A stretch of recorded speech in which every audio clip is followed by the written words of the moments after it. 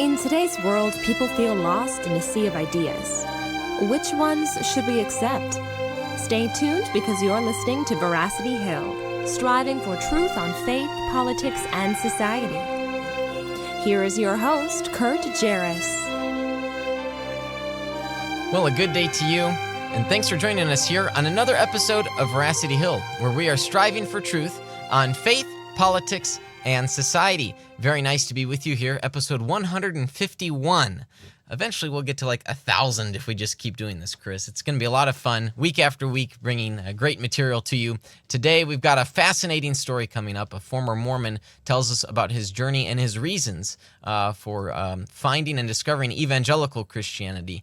You know, a lot of Mormons, roughly about 50% of them, become atheists after they discover some of the truths of the Mormon religion. So we'll be getting more into that today. But first, just a few announcements for our program. We at Defenders Media have begun a donor drive of sorts this summer, a grassroots donor drive. We're looking to have new donors join our ministry on a month-to-month basis here. Monthly giving, small grassroots, $10, $20, $30 a month. We would love to get your support. We've got a nice little image here that our graphic designer made.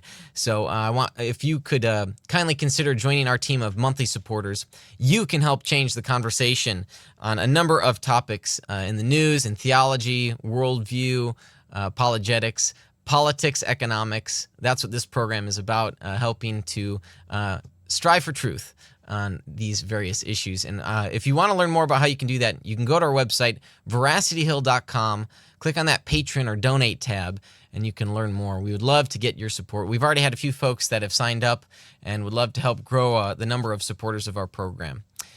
Well, this program has been going almost for 3 years now, and we bring in a number of folks from different perspectives. And, we only designate 1 hour a week to bringing in a variety of topics. But if you wanted to learn more about Christian history, I have a great book to recommend to you. It's Classic Christian Thinkers by Professor Ken Samples.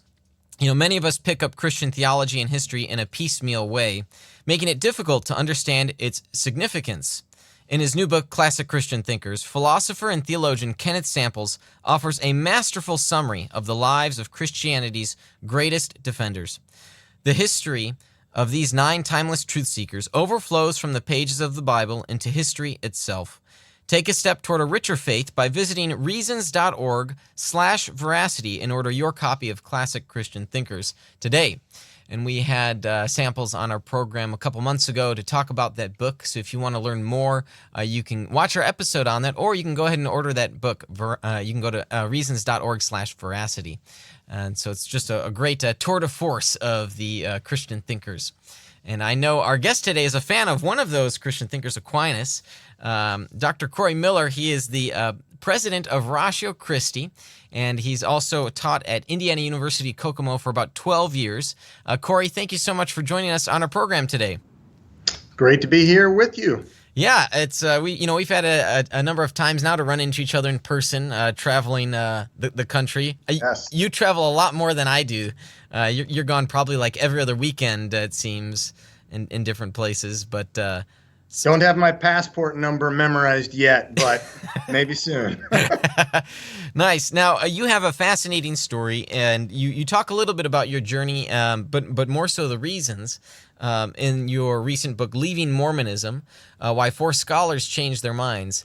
Now, as you know, there are a number of books on Christian-Mormon dialogues, and so what makes this book a little bit different than those?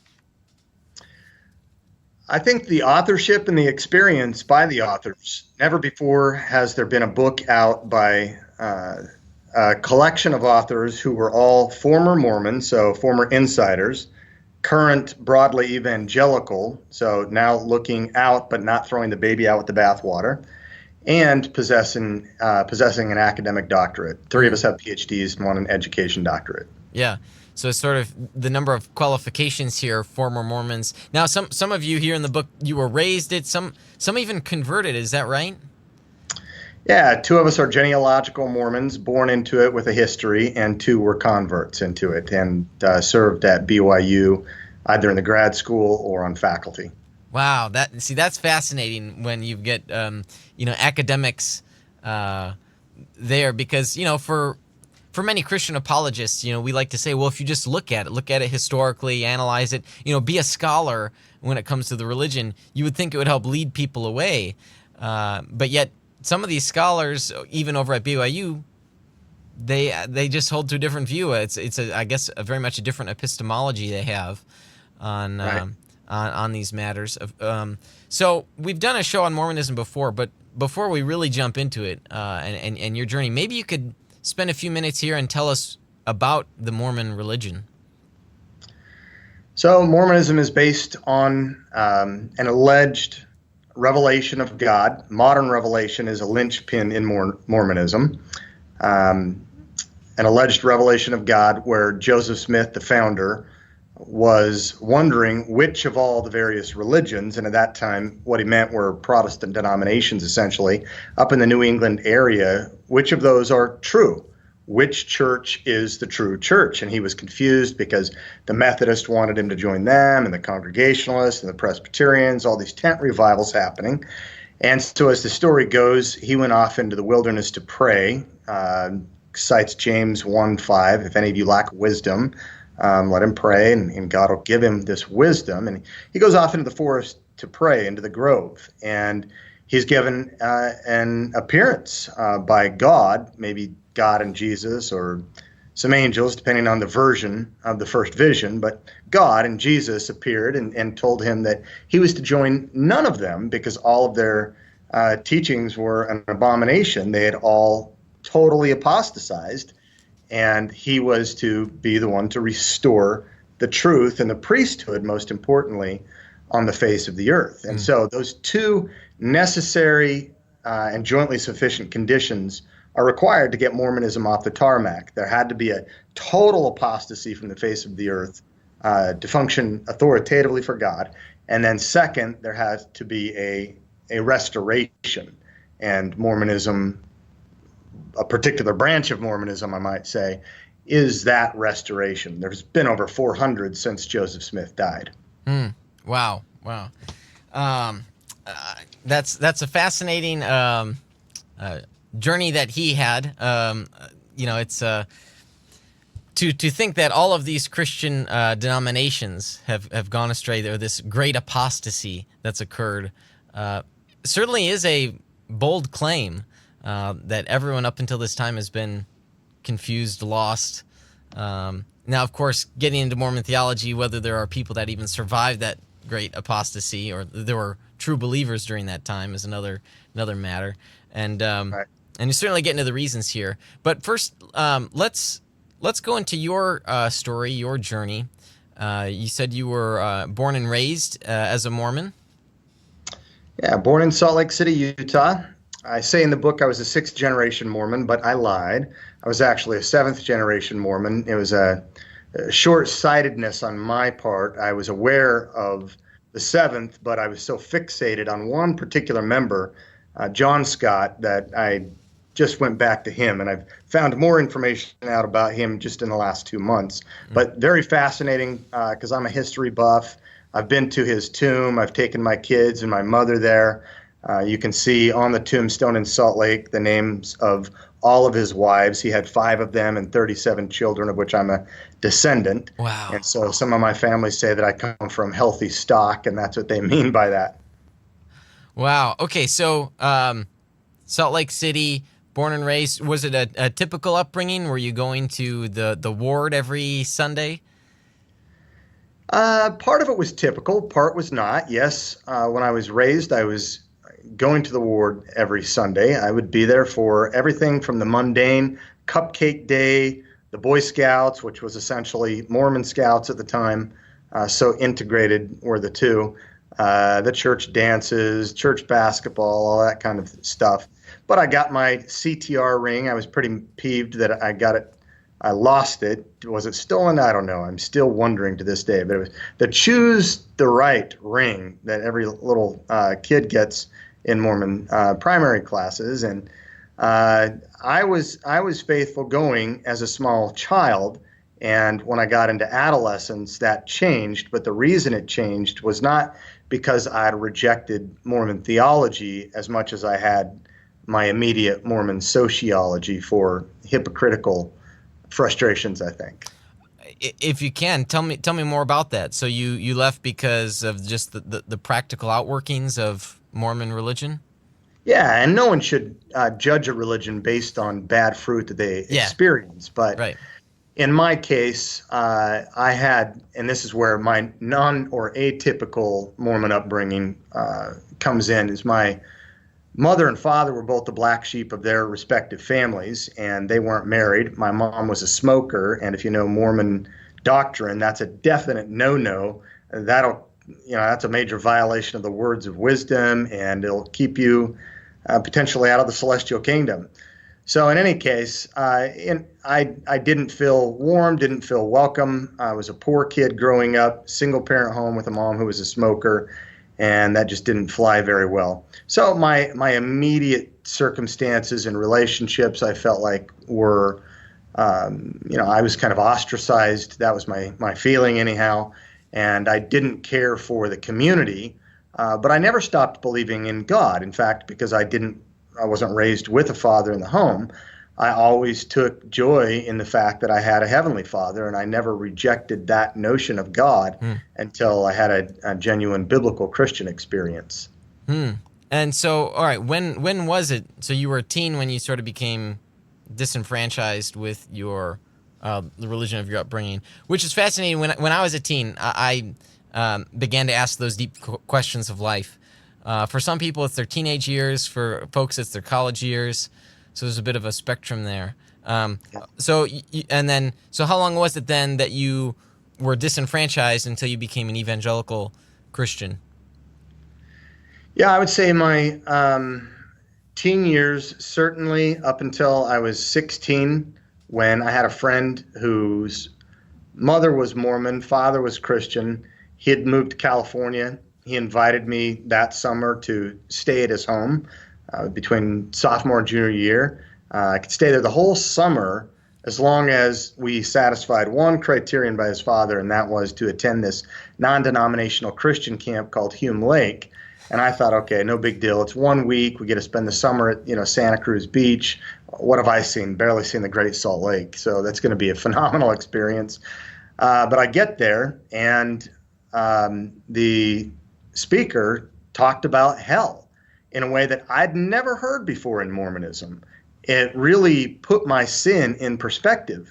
Hell was known more as HE double toothpicks. It was a cuss word. You don't really know anyone that's going there. You don't talk about it. You don't speculate about it.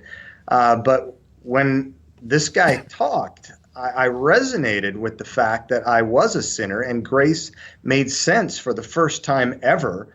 As Paul says, that the law brings about the knowledge of sin. I knew sin to be utterly sinful, and grace was utterly graceful. It rocked my world. I saw Jesus in a new light. I'd always heard about Jesus. I mean, we boast that he's on 1.7 verses in the Book of Mormon. Him or his ministry mentioned that frequently, but never before had I understood grace from that vantage point, because I hadn't understood sin from that vantage point. And so it literally transformed my life. I saw the validity in the community at the same time. I was accustomed to religion, but not to grace-filled Christian community, and that just rocked my world. So I went back to Utah, end of the summer. I packed my bags and I moved to California for my junior year of high school, where I stayed with this Christian family, got to see what it was like to have a father in the home and siblings and so forth. I was discipled, very, very seminal time period in my life, I think, discipled by a great youth pastor there. And when I came back to Utah for my senior year to graduate, that's when the pressure was on from a girlfriend that I probably shouldn't have stayed with, and friendships that I had, and extended family, warning me that based on one interpretation as a son of perdition, maybe I might spend eternity in a worse place than Hitler if I didn't watch my P's and Q's. And so the challenge was, are you sure you want to be an apostate here? Are you sure you want to do this and not reread the Book of Mormon, this time for the sake of truth rather than mere tradition. So I thought, yeah, I'd better do that. And so I began reading through the Book of Mormon, this time for the sake of truth, a different eye. And I found it severely wanting, very defective in many ways. It raised a lot of questions. And what that did in turn was to say to myself, this was probably a good decision that I left Mormonism, but now how do I know that becoming a Christian and having as my new epistemological authority the Bible was a really good move? I had learned as a Mormon that the Bible was full of holes, but it was not a big deal because we had modern revelation. But once modern revelation is gone, what's the Mormon to do? You can't trust the Bible. It's already been taught to you that it's untrustworthy. So I had to wonder whether the Bible was trustworthy, whether God existed at all, whether I existed, and that sent me into this trajectory of philosophy and comparative religions where I'm at today. Yeah. Wow. Fascinating. So, with regard to Mormon doctrine, they would say that the Bible is one of their holy books, but it's just incomplete. Is that why they sort of view the Book of Mormon as of higher authority than the Bible? Yeah. Well, in one sense, Kurt, it's all incomplete because they have an open revelation. They've got modern revelation. But it wasn't just that the Bible was incomplete in and of itself, but that it was corrupt. The 8th article of faith says that we believe the Bible is true as far as it's translated correctly, which the implication is it is not. But that's fine because we have modern revelation. But it is one of the 4 standard works, the Book of Mormon, which is another testament of Jesus Christ and the most perfect book ever, the Doctrine and Covenants, the Pearl of Great Price, and then the Bible, the King James in particular, as far as it's translated correctly. So would they make that qualification about the Book of Mormon, though, being as long as it's translated correctly from... No, the most perfect book ever. Fascinating. Doesn't have the same problems. Yeah, so it's just certainly begging the question or special pleading on those holy books. I didn't even know that there was a distinction between. I thought you'd think that they're all sort of equal, kind of like the Chronicles of Narnia. Each one is of equal value. Interesting. Yeah. Okay, so you go. So you go to California, you're discipled, you come back to Utah. It's where you're really put to the test there. And then you go on this trajectory where you realize the Book of Mormon is false, but you go on to think more about the deep questions of life. Does God exist? Like you said, do I exist? So what happens then? I mean, so you are an evangelical believer, presumably by this point, but maybe asking deep questions. You have doubts. Sometimes when people have doubts, they don't necessarily give up the beliefs they presently hold. Where do you go from there? Well, there was a deep period of, I think, skepticism where my life had been transformed, but I started really getting into the questions of how do I know, jumping into epistemology, and ran into Descartes and realized there wasn't a lot that I could know, and ran into Calvinism and wondered, am I one of the chosen? Maybe I just end up, on Judgment Day, not getting in, but saying, praise you, God, at least I got to taste from the breadcrumbs of the table, but I'm not deserving. All these theological and philosophical questions that are swirling around. And so even though I had been transformed, I wondered in the back of my mind if maybe I just needed to get back on the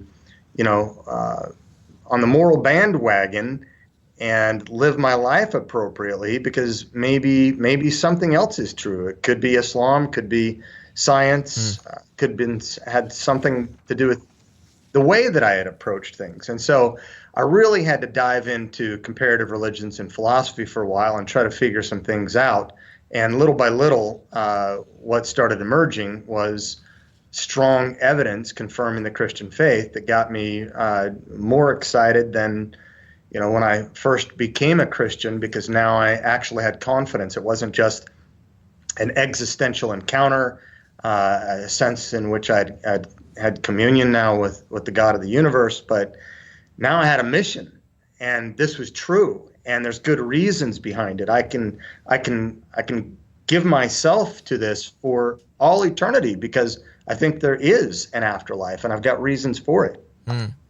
All right, so there are many non-believers out there today in our country where they are beginning to view Christianity in the same way they view Mormonism. It's just this, oh, that's nice for you. Yeah, you're nice people, but, you know, there's no good reason to believe a Christian. And in fact, you know, they might perceive that your confidence is the same type of confidence that they hear from their Mormon neighbor.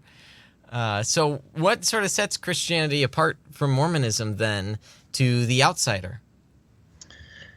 Well, one of the things I get into in my dissertation is testimonial knowledge.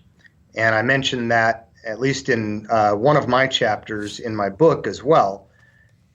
Testimony, a lot of Christians want to demur when they hear it and discount it because they don't appreciate where a Mormon is coming from when they bear their testimony. But testimony has a long, valuable tradition, not just in the philosophical world, but in common sense. Most of what we take ourselves to know, we don't know, we believe, but we believe based on the testimonial evidence of other people, parents, teachers, experts, or whatever. So testimonial evidence itself is not a bad thing. It's where subjective testimony as a sole criterion of truth comes in that becomes the problem. And the Christian doesn't base everything on a sole criterion of truth. Not that God couldn't reveal himself to me and that suffice as warrant and knowledge, even if I were the only person in the universe that God had revealed himself. It's possible to call that knowledge. But in a competing marketplace of testimonial experiences and ideas, you don't have to know God in order to show God, but this is where apologetics comes in, and not all testimonies are equal. Not all are equally valid or evidenced or reasonable. And so what we want to say, and what I say in the book, is that you've got to test your subjective testimonial evidence to make sure it corresponds with objective testimonial evidence, and that means the testimony of Scripture, for one, but also considering ethics and history and science and so forth. Testimony or our witness of all of life. So the testimonial evidence has to be corroborated with other aspects of knowledge. Got to use the big words, yes. Yes. You know, if we look at reason and argumentation, it has to be logical. You know, arguments have to be sound. If we look at history, for example, this is a big one with Mormonism, right? They make certain historical claims in the Book of Mormon, and we should be able to corroborate what we're being told is historical with what we see in the earth. So, like with archaeology. But that's right. I've in the last year and a half, on account of the book getting out there into the public, it's enabled me to have 2 debates with Mormon scholars, one in the UK through Justin Brierley's Premier Radio program, and then another at the University of Utah, which was kind of an interesting one, a 3-way dialogue between me, a Mormon history professor, and a Muslim scholar. But in both cases, I brought up an experience that I had over in Israel. We went to Israel to plant a chapter with Ratio Christi, and we were there for 10 days. And this place is just absolutely amazing. If you haven't been there yet, or any of your listeners, you've got to go. Make a pilgrimage one time in your life at least. It puts the Bible in 3D. It's in color. The place is a veritable sandbox of archaeological toys. And, you know, in 1 hour doing excavation in the Kidron Valley, our team, most of us found at least one item. I personally found something in the 6th century AD in just 1 hour. And right above me, just above the hill, was the BYU Israel campus. And so myself and one of our teammates decided we'd have to run up there and take a selfie. And I couldn't help but think, imagining, you know, what's going on in the classroom there. I'd been there for 10 days. These BYU students had been there for a whole semester, surely they'd seen what I had seen in the Holy Land. They must be raising their hand in class saying, Professor, why don't we even have a bone or a shred of a bone here supporting the Book of Mormon? And when I brought that point up, both at the University of Utah and on the Premier Radio debate, both of those scholars said nothing. One of them agreed, but simply said, absence of evidence is not evidence of absence. We will find the evidence one day. But they both agreed there is virtually no evidence in support of the Book of Mormon archaeologically. So that objective testimony is just not there. And in fact, the more and more that we dig up seems to leave less and less room available and even contradict things that they believe to have been present in the Book of Mormon. It seems a lot harder to get dig permits in Israel than it would, say, upstate New York. Right. Well, they still have to uproot other buildings, and even when half of the stuff is found because they're building an apartment complex or a new school, and they have to call in, the archaeologists and say, wait, stop digging, we've just found something. So, if there were, 600,000 people in a battle, 400,000 Lamanites, 200,000 Nephites in upstate New York, give me a sword, give me a bone, something. It should have been there. And to this day, now Mormons are backstepping and saying, well, was it really even in, the Book of Mormon stories and the geography? Was it in North America? Maybe it was in, Central South America. Gee, we don't know. We're not going to commit to any one place now. It's in the Americas. So you got half the earth to go, right? North or South America. Yes, I think when I learned about logical fallacies, I think that's called moving the goalposts now. Right. So that's interesting. That it's certainly good that many of them grant that there is no evidence, but it's unfortunate. It's one of the big reasons for the Mormon exodus today that you had cited an earlier statistic between 49 to 51% when they leave Mormonism now are going into the new atheism. But a lot of the reasons they cite are the historical reasons, Joseph Smith's story, the lack of historicity behind the Book of Mormon, and so forth. So those things have now come to light through the internet, and sometimes it doesn't help to go onto the Mormon apologetics pages because the Mormon will go there with one doubt and realize, holy cow, there's 20 more questions I have coming away from here. Fascinating. You mentioned Joseph Smith. I want to talk about him and your personal connection to him as well, but we've got to take a short break here. So when we come back, we'll talk about that and other issues in Mormonism. Today I'm joined by Dr. Corey Miller of Ratio Christi, and if you're watching through Apologetics 315, we are simulcasting to Veracity Hill and AP 315's Facebook pages, so welcome to our program today. We'll be right back from this short break from our sponsors. You're listening to Veracity Hill, striving for truth on faith, politics, and society.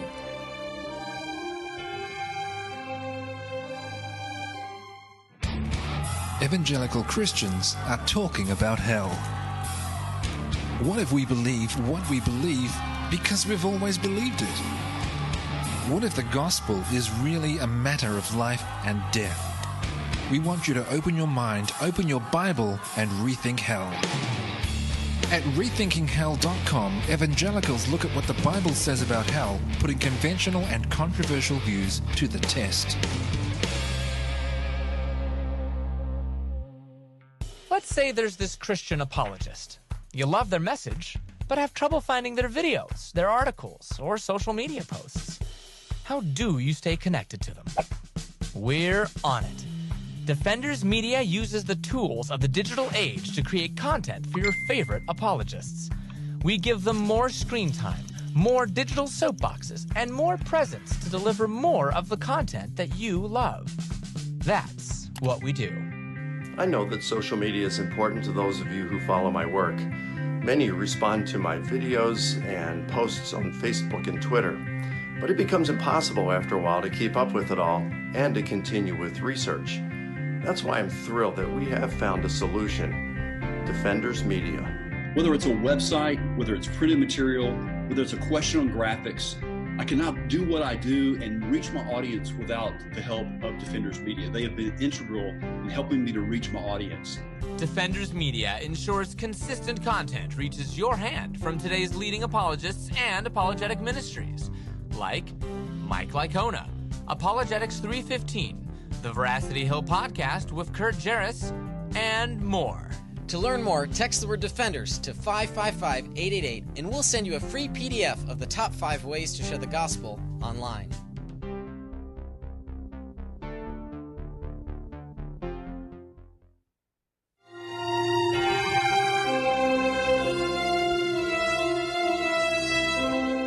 Thanks for sticking with us through that short break from our sponsor. If you want to learn how you can become a sponsor, you can go to our website, veracityhill.com, click on that patron tab, and you'll see the sponsorship options as well.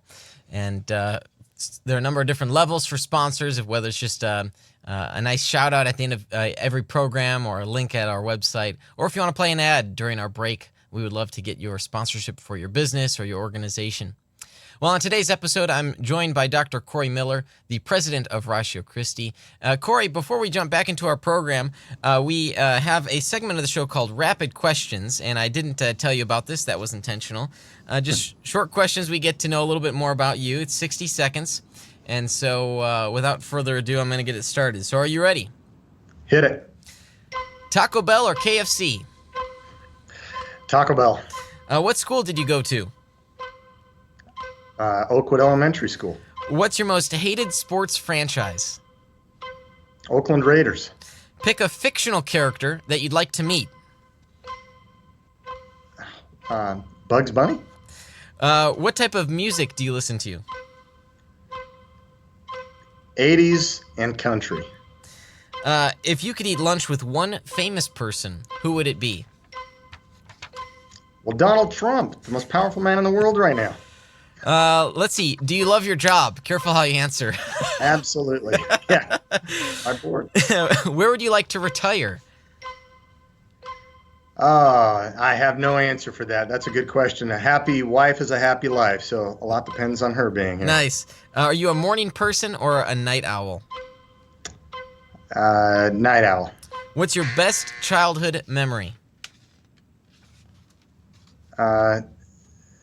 Probably snow skiing, doing aerials. Yeah.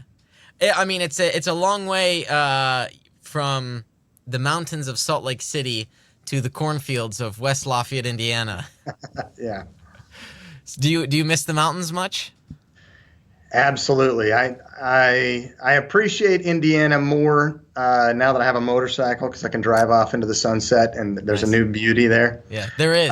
People don't realize that there is. Yeah. Yeah. Beauty to the Midwest that I've missed, but yeah, I miss the mountains terribly. Yeah, I went to school out in California, and people would say, "Well, it's just a bunch of cornfields." I mean, I've lived in the suburbs of Chicago, basically my whole life, but still, there's a beauty to a sea of corn. I mean, people don't realize it as you're driving by, and there's something to that. So you'll never starve. As long as the corn is good. Yeah. Okay, let me ask you this. So when I asked you the school you went to, you gave me an elementary school. Usually the answer we get from folks is like a college or graduate school. I didn't know what you wanted. I've been to too many schools. I've been in school for far too long. Now, you do have a PhD. Where did you get that from? Yeah, so my second attempt at a PhD was from the University of Aberdeen in Scotland. Okay, second attempt. Now we have to hear of the first attempt. First attempt, my story went viral this week, published by thecollegefix.com. Yep.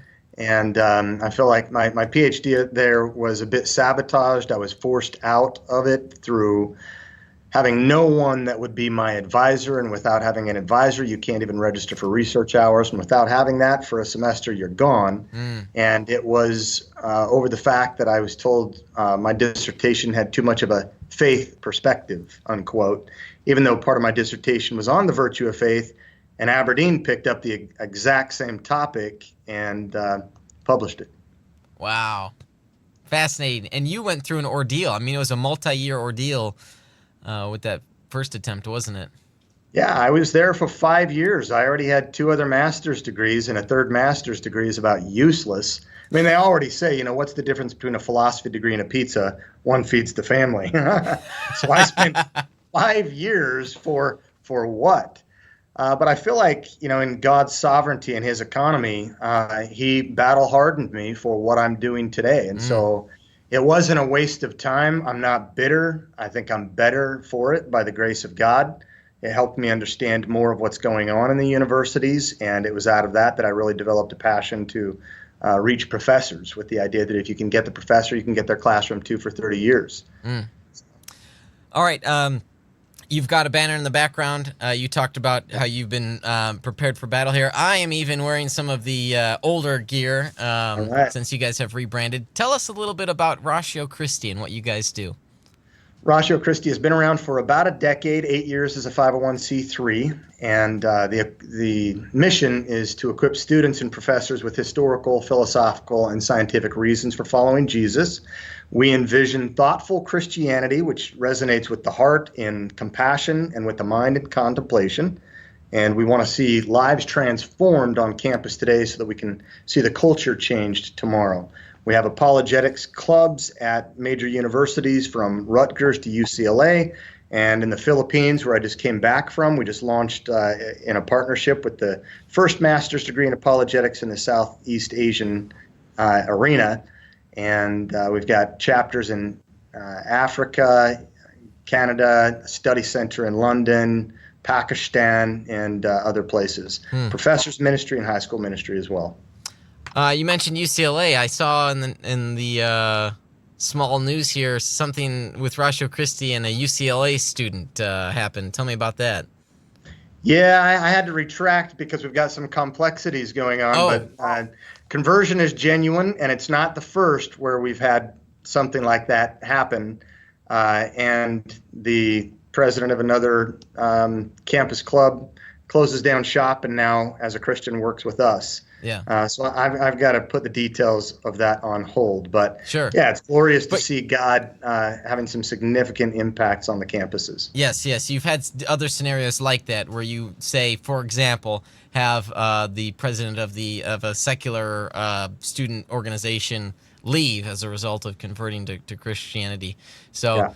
Now, unfortunately, there's work to do on our side because you have stories of Christians leaving, say, because of street epistemologists just being the eternal skeptic for Christians who have never thought about this stuff, which is why Ratio Christi is so important in preparing students to give a defense for the hope that's within, 1 Peter 3:15.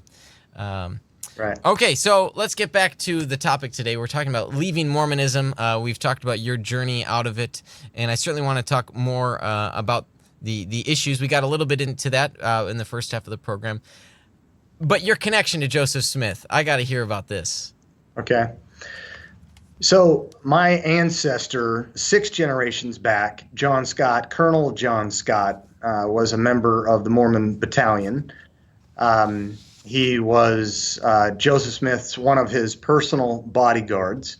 And when I was in northern Indiana meeting with a donor about a year and a half ago, the donor said, wait, you've got to wait right here. I've got to call my niece. Get over here, listen to this guy's story. Tell her who your great-great-great-grandfather was. And I said it was one of Joseph Smith's bodyguards. And he said, now tell him who your great-great-great-grandfather was. My great-great-great-grandfather shot and killed Joseph Smith. So he said, so yours wasn't doing his job. Unbelievable. Wow, what a connection. Just about to come out. So Joe, now how that happened was this. Most of the listeners who are interested in this topic will resonate with this story. At the time, Joseph Smith was busy assigning other men's wives to himself in the afterlife, and even in this life, even men who were currently married with women, he would be reassigning them. So the highest defector ever in Mormonism was the second counselor. In Mormon church government, you've got the prophet and then the first and second presidency. William Law was the second president, or the second counselor, right? Well, I just learned that my great-great-great-grandfather, I have the letter, a personal letter from Joseph Smith to Colonel John Scott to court-martial Major General Wilson Scott, who had been excommunicated just weeks before, along with his brother, the second counselor, William Scott. And they started a new Mormon sect. Well, why were they excommunicated? Because there is this thing called the Nauvoo Expositor. After all of this stuff started going down, and William Law and his wife Jane Law said, "No way, I'm not giving my wife to you." And Jane said, "No, I'm not. I'm already married, thank you."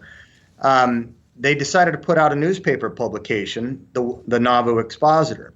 It only had one publication because Joseph Smith sent his minions to vandalize and destroy the printing press and the property. Mormon Apostle Darwin Oaks has not too long ago talked about this. And for that, the local municipalities came by and picked up Joseph Smith and sent him to jail.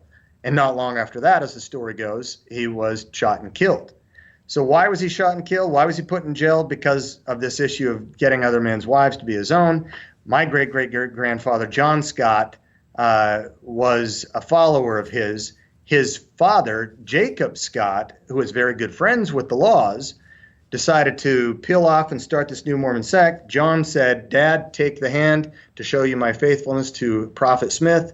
I'm going to take 5 wives and end up having 37 children," and court-martial General Major Wilson Law. So after Joseph Smith's dead, then John Scott began reporting directly to Brigham Young, and one of the marriages of his was performed by Brigham Young. So that's what some of my family, when they comment that I've got a healthy stock, that's it. Wow, what a family history there. Yeah. That is fascinating.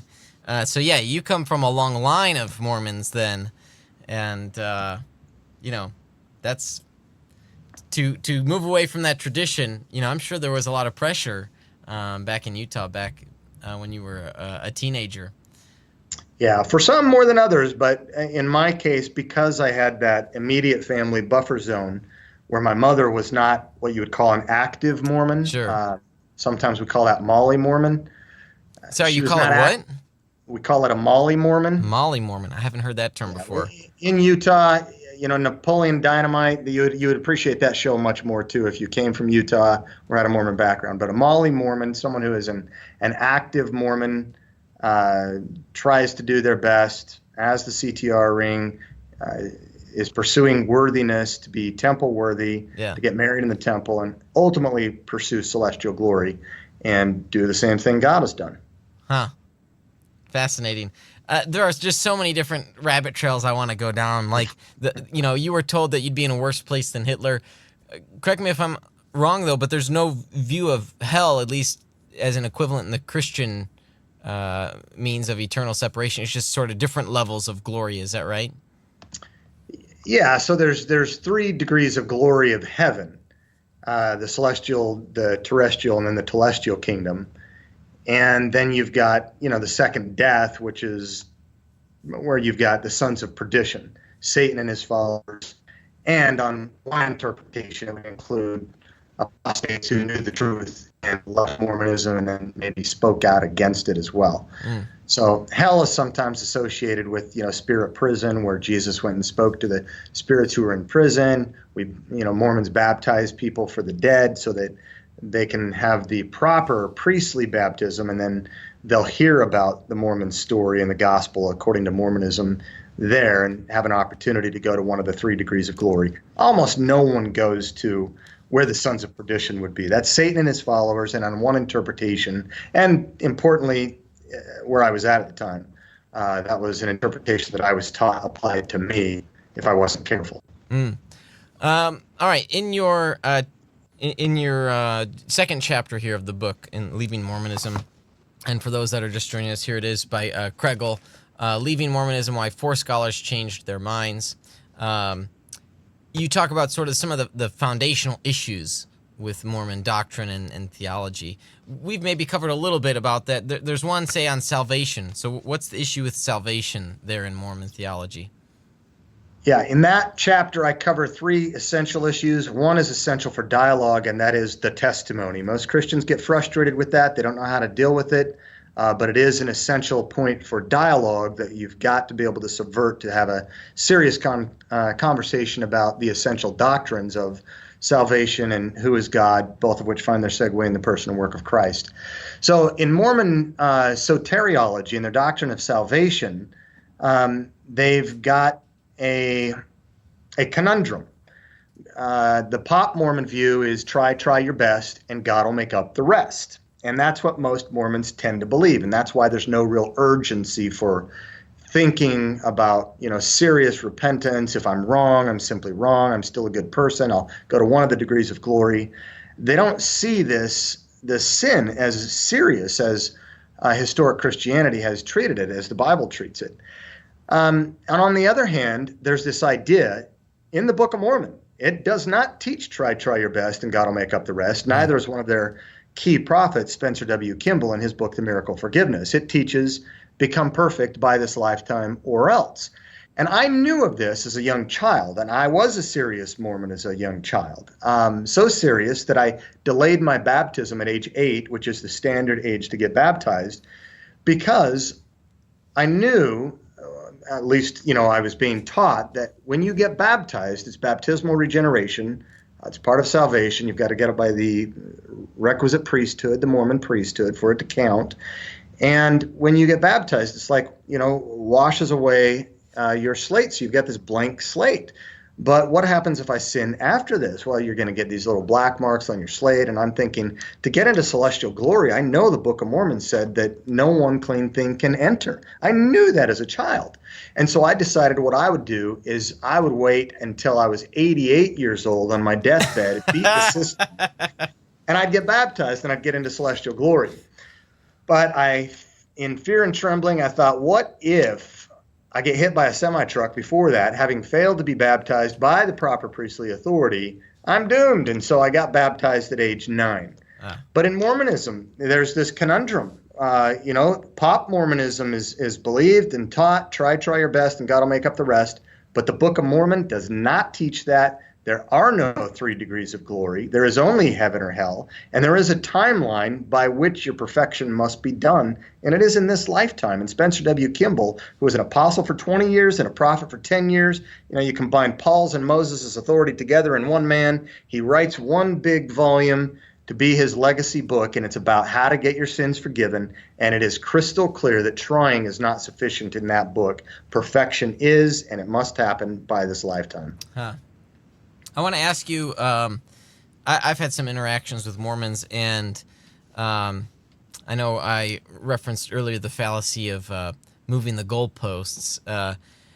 When you try to reference a Mormon prophet, sometimes I've encountered the reply, oh, well, he wasn't speaking or writing in his official capacity. So when is it that we can say, oh, yeah, that is the official writing or official teaching? Mormonism is like a slippery fish in that regard, because that is the scapegoat. Every time there's an issue raised, you can say, oh, it wasn't in his official capacity, right? The problem is their own prophets. Brigham Young has said that a person doesn't need to say, thus saith the Lord. He says, every sermon I give is as good a scripture as you need. And, his revelations are better than the scriptures. And for Mormonism, in terms of epistemic authority, it's all about the living prophet. The living prophet, as opposed to the dead prophets, and they have to give that caveat because they're not consistent, is more important than the standard works, according to some Mormon authorities. But the common sense should speak, volumes here. We're not asking a prophet. If Mormonism is all about modern revelation, a living revelation, if there is any teeth to having living revelation, it doesn't mean we want him to teach us how to mow lawns or make poached eggs or get a rocket to the moon. Just tell us how to get to heaven and who God is. Everything else is secondary, a distant tertiary. And when it comes to these issues, if they're thoroughly confused and can't even tell us who God is and even contradict each other on this, then what is the point? Yeah, it's you could see how some people would come to it and say, "Hey, this is just like a social club. You're just making things up." And but unfortunately, some of those views carry, for non-religious folks, that carry over into to Christian belief as well. And so that's why it's important to look at the facts and do the investigative work. I know that's one of the ways I remained a Christian was through apologetics. I was reading Ravi Zacharias and Paul Copan as a teenager, and so that's why I stayed. I had doubts, but I never left my Christian faith. But that's one of the reasons why I stayed in the faith was because of the work of apologetics. So, and I know many people value the work of Ratio Christi. Last question for you here, if you could give some advice to how we could talk to our Mormon neighbors, what are some topics we should broach? What are some key terms we should be aware of? Because Mormons, they want to say, oh, we're just like you. They'll even use the same words, but of course they mean something very different by those words. So what are some things that people should be prepared for? You and I both have a mom. We can spell it backwards, M-O-M, but it doesn't entail that it's the same mom. All we have to do is start describing that mom, and they're radically different. And likewise, just because we spell it G-O-D or spell Jesus J-E-S-U-S, it doesn't follow that it's the same person. They are radically different. But I would advise people along the lines of truth and love. You've got to not only pursue the truth, but you have to come across as a truth seeker to the Mormon. Otherwise, they're going to see you as disingenuous and someone that's maybe just out to win an argument or maybe to Bible bash them or something like that. You've got to come across as a truth seeker, and you've got to love them. The Greek philosopher Epictetus said that we have 2 ears and 1 mouth for a reason, so that we listen more. You get 5 different Mormons, you're going to have 6 different opinions. And so don't count on the Mormon you're talking with to be a cookie cut to maybe what you've studied. Get to know the individual, genuinely love them, and try to speak Mormonese as well. Mormonese, the language of experience. And so where they're used to taking stock in bearing their testimony, the Christian needs to bear testimony with as much tenacity. The Mormon confuses tenacity with veracity. One needn't do that, but they do. And I've seen a Princeton THM get rocked by a Mormon missionary as a 19-year-old because he couldn't understand how tenacious they were, and he didn't have that same tenacity. We've got to be able to not only subvert their overconfidence in their testimony, maybe by a police lineup comparing their testimony to other Mormon sects and say which one is true, bringing them back to the Grove experience of 1820. And now it's 5 Mormons lining up rather than a Presbyterian, a Methodist, and a Congregationalist, and so forth. And now they're feeling the burn, the burden there of whether a testimony is something they can rely on.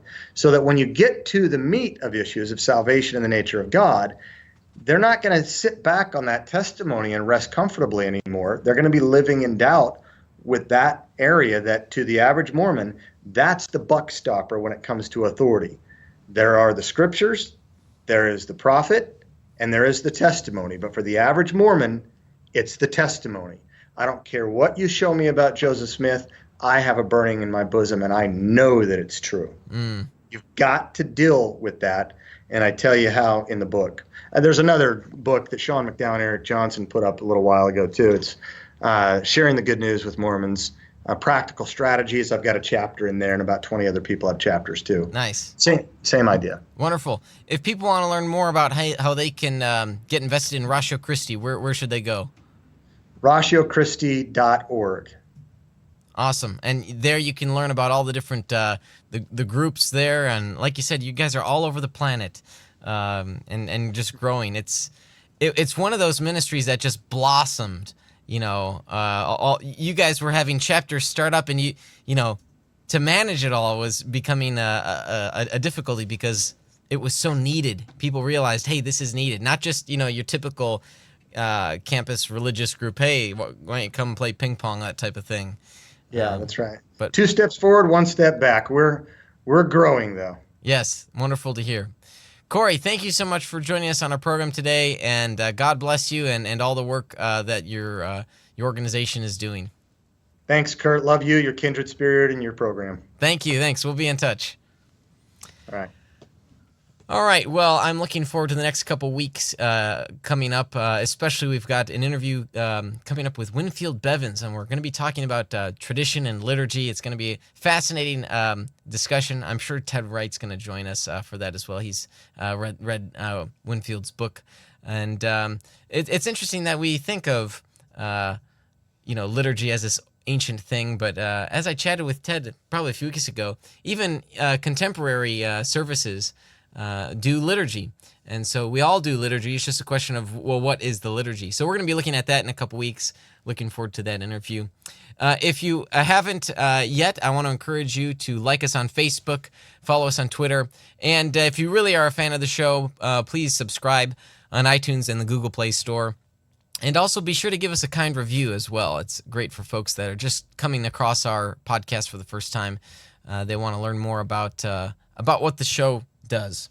So that does it for our program today. I'm grateful for the continued support of our patrons and the partnerships that we have with our sponsors. They are Defenders Media, Consult Kevin, The Sky Floor, Rethinking Hell, the Illinois Family Institute, Fox Restoration, and Reasons to Believe. I want to thank our technical producer, Chris, for all the great work that he does, and to our guest today, Dr. Corey Miller. And last but certainly not least, I want to thank you for listening in and for striving for truth on faith, politics, and society. You've been listening to Veracity Hill, striving for truth on faith, politics, and society. This is a listener-supported program. For more resources, including past shows, visit veracityhill.com.